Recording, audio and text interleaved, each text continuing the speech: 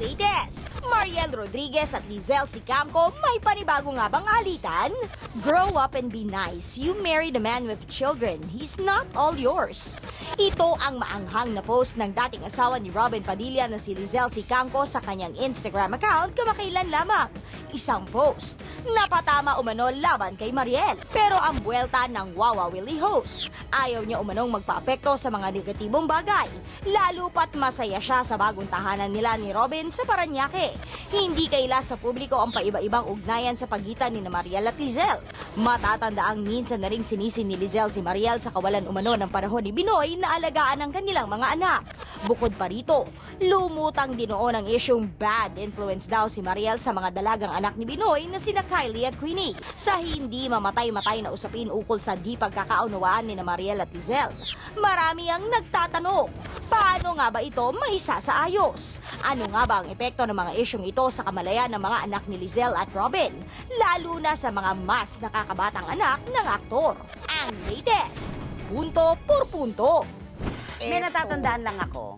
Unang-unang nagsalita si Lizelle Sicamco tungkol sa relasyong Mariel at Robin nung kakakasal pa lang. Dahil siyempre nakataya doon yung pag-aagawa ng oras sa pagitan ni Mariel at ng mga anak ni Robin. Pero eto, gising na naman ang dragon. Meron na naman.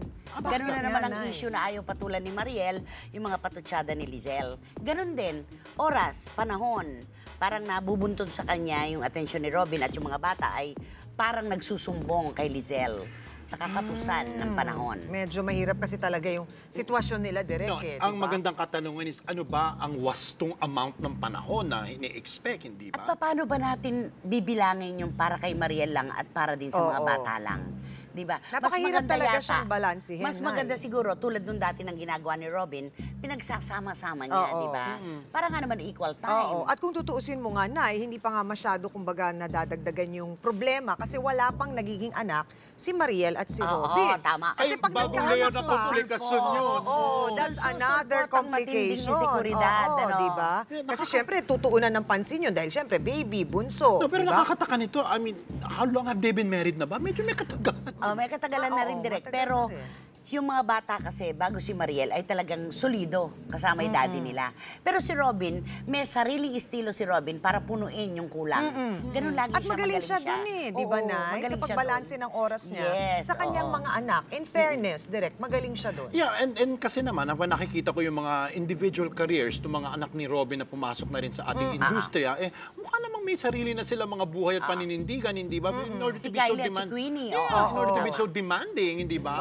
So, I don't know where that is coming from. Pero, Direk, ang una kasing naglabas ng komento, si Lizelle.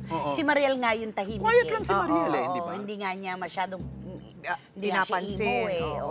Tama. O baka naman din kasi, Nay, alam niya sa sarili niya na merong sapat na oras si Robin dun sa kanyang mga anak. Pero naman, masasabi ko, ang gandang material ng pelikula yan, ha? Oo. Di ba? Kailan na magsulat ng Ano, ganyang Direk, ang kwento? title? Kailan ba sapat ang kulang? Hindi Kailan ba? ba sapat ang kulang? Di ba? Masarap ang bawal. Di ba yung mga ganun-ganun? Hindi ba? O kaya yung ang takda ng kahapon. Hindi ba?